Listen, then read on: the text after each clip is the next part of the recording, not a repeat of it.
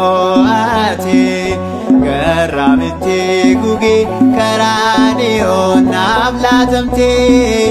haadha Amaanu'el durboy naaf kadhadhu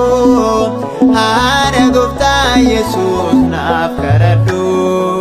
Maariyaamii na gargaari onkona mo'ate garraamitti gugee karaaniyoon naaf laatamte haadha Amaanu'el durboy naaf kadhadhu haadha Gooftaa Yesuus naaf kadhadhu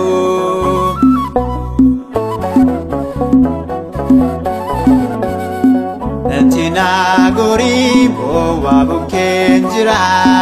kana kenna olchi ansi faana jira narra kabaatatuun gufuu nama hundaa durbee na wajjin ta'e ati ganaaf qabda Maariyaamii na gargaari onkona mo'ate garraamitti gugee karaaniyoon naaf laatamte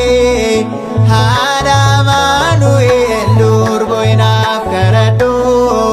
haadha Gooftaa Yesuus naaf kadhadhu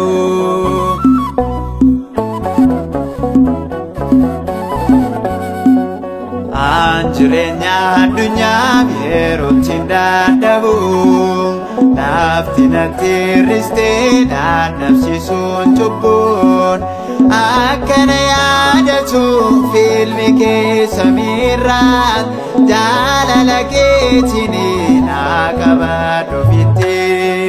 Maariyaamii na gargaari onkona mo'ate garraamitti gugee karaaniyoon naaf laatamte haadha Amaanu'el durboy naaf kadhadhu haadha Gooftaa Yesuus naaf kadhadhu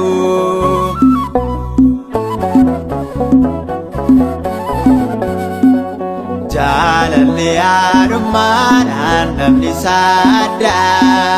kan sitti hirkatee fayyinni isaa guddaa durbee na beeksisi karaa kee jireenya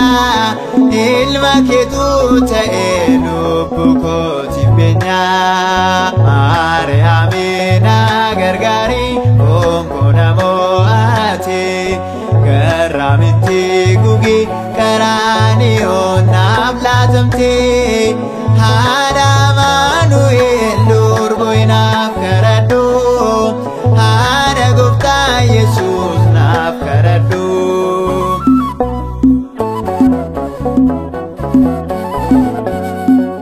haadha Amaanu'el manni koo hirruudha haadha koo naaf guutii abdii koo sumadha harka koon ol kaasaa laphee koo qulqulluu ati na gargaarta eenyus hin madaalu Maariyaamii na gargaari onkona mo'ate garraamitti gugee karaaniyoon naaf laatamte haadha Amaanu'el durboy naaf kadhadhu haadha Gooftaa Yesuus naaf kadhadhu